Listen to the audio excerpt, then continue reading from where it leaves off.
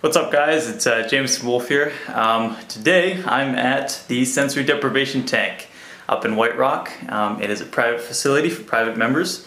You can go in and talk to them or message me if you are interested. I'll give you a little bit of a rundown. I just finished rinsing off soap and water before I'm getting into the tank. So this is going to be like a little review video. So anyways, here it is. So here's the tank. We have inside, just like that. Very, very high salty water for buoyancy. The water and temperature inside is about 33 Fahrenheit, so it's about the same temperature as your skin. So you're gonna feel nothing pretty much when you're floating in it. After a few minutes, anyways. Okay. So here's the shower they have here. All right, lots of soaps and all the stuff to use. Even an inversion table, which is nice. Towels, and if you look over here, we have our ventilation slots, just like this. This is the exit pipe, or the input pipe, I should say, where the water comes in, and the filtration system here with the timer and the thermostat and all that stuff. So it's a homemade system, but it looks awesome. Alright, well, I'm naked, so I'm going to get in the thing and start my float. So I'm going to use my camera, or I should say my phone, as a timer, and then get in there and, well, let's see what happens. Alright, catch you back in about an hour and a half to 2 hours. Okay, bye.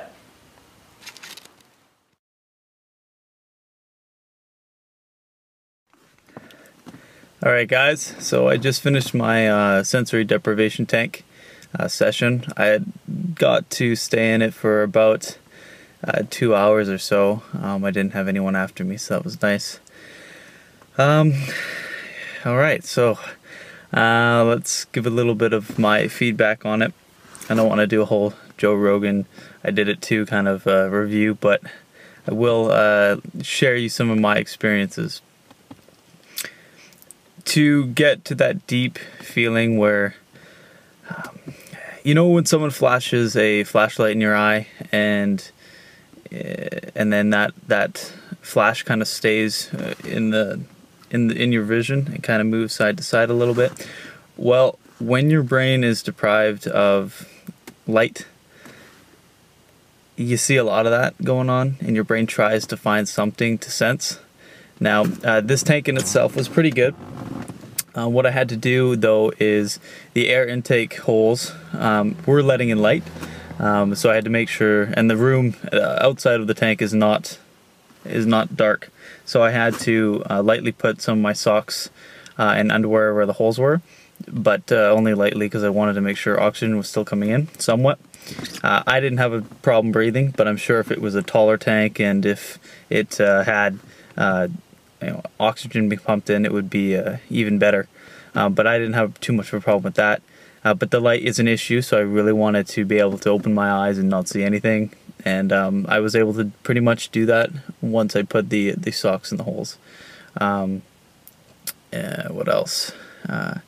So in the beginning, you get in there and when you lie back, your body rises up and you're now floating, and there's wave action going on, so you do have to kind of stabilize yourself by placing your hands and feet against the sides and things like that. This tank, I wouldn't recommend this tank for a very tall person. I'm about 5'8", and I was comfortable in it. You could probably be a little bit taller than I am, but it was still decent. Now, in the beginning, again, the waves actions, your body can feel a bit of the water, okay, in the beginning as where it meets the air and the water on your skin, and when the waves come action, you can feel it a little bit. But as time goes on, you kind of forget about it, and it just becomes, you forget about it in cycles, the deeper and deeper you get into it. So, and it gets warmer too as the doors close and your own body temperature warms up the air around it as well. So that was nice. It was extremely relaxing. probably one of the most relaxing things you can do. Picture yourself in a tank with, no light, water that you can barely feel. You're floating. There's no bed or any ground that's against your back and your body. My neck actually got a bit achy because it's not used to not having a pillow propping up my neck. But that achy feeling also went away as well as I relaxed even more and more. And anyway, so I was floating in it. In the beginning, I'm thinking just, concentrate, relax, breathe. And, it took I'd have to say it took a long time to get everything right. Because I had to get out, I had to plug the holes up, I ended up actually turning back around, so I was actually the opposite direction. Where the tank slants, I actually turned myself around so it'd be a little bit darker, and that seemed to work really well. I didn't get any salt in my eyes whatsoever, so that wasn't a problem for me. There was no dripping of salt in the eyes, nothing like that. I was lucky, and I just had to be careful once you got out, wipe your hair, because it might drizzle down to your eye and then sting the hell out of it. But no cuts, nothing like that, so the salty water didn't irritate me. It was just very relaxing and made me float. It really felt weird though. I mean, you're lying there, the only thing holding you up is this dense salty water, and it almost feels like you're lying on a bed, but you're not. When you move, you realize no, you're not lying on anything. It's really weird. I mean, your brain, there's so much less input coming into your brain from light, sound. I put in earplugs, by the way. He supplied them to me, so I put them in, and I usually sleep with earplugs in, so I like doing that. You probably don't have to once your ears are under the water, but I did.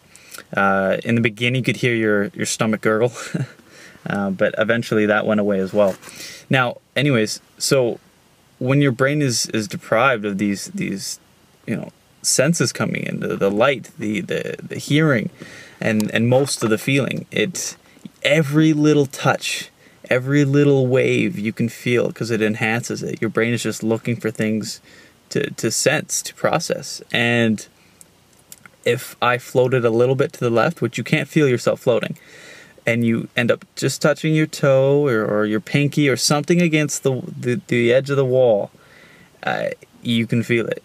And it's so weird because that feeling stays, but when you move your hand, you realize you're not touching the wall anymore, but it felt like you were touching the wall. It's kind of hard to explain, but your brain, it's weird how your senses become so heightened in situations like that. And it took me a long time before it started to get deep. Now, I found it hard not to close my eyes, and I was getting very sleepy. But at the end, I'd say within the last 30-40 minutes, that's when I was able to open my eyes, keep them open. I was wide awake, and I was just staring, and all you could see is like the little light patterns that your own brain tries to process and tries to make something of it, and that's where the hallucinating can start. I started to get really deep into it, almost not like falling asleep, but just getting really into it, where your body is just relaxed, and it's almost like falling into, I mean, Joe Rogan says losing yourself, becoming, no longer becoming a human. And I can understand where he's coming from now. That actually makes sense to me. But I have to say, it's going to take a couple sessions for me to practice and really let go. I talked myself into, okay, let go, but it will take practice. I'm going into this sober, so I haven't gotten high on marijuana or anything like that. So I'm doing this completely sober, and I can tell that it will work. And the more practice, the more you get into it, and and relax and just eventually be able to get yourself and let it go. So anyways, it's good. It's well worth it. I think for anybody that needs total relaxation, this is the way to go.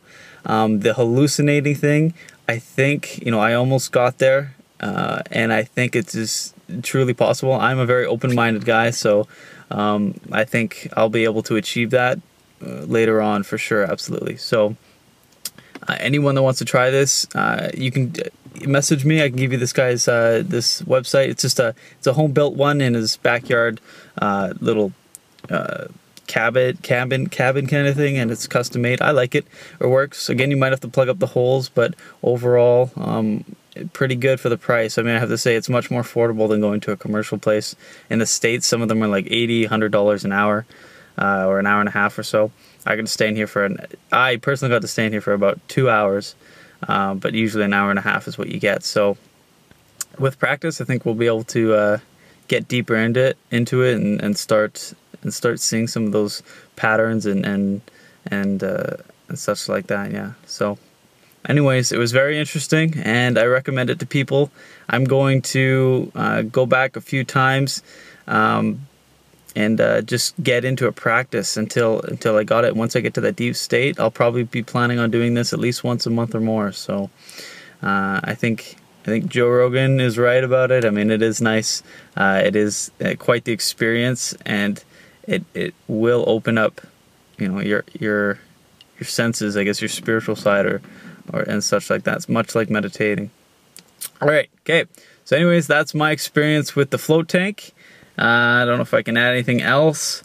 Yeah, try it out. That's my recommendation. Try it out for yourself, but don't go just once. Go a couple times. That's what I'm planning on doing, and seeing if I can get deeper and deeper and deeper into it. I know that's what meditation practice takes, transcendental. So that's what I'm gonna do, and yeah, I'll keep you guys updated. All right, bye bye.